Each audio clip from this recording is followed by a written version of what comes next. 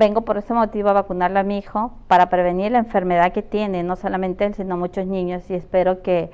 las madres se animen a poder vacunar a sus hijos por esta enfermedad, porque no es un juego, es realmente la verdad, la realidad de lo que está pasando. Muchos niños se están enfermando y mucho más afecta a los que tienen enfermedades.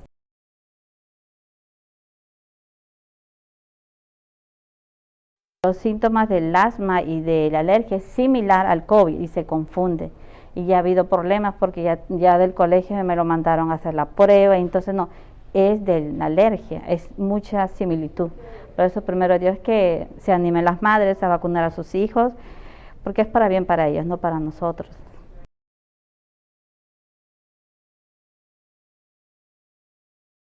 Les aconsejo a las mamás, yo sé que hay muchas dudas, muchos que dicen que no, pero en esta vida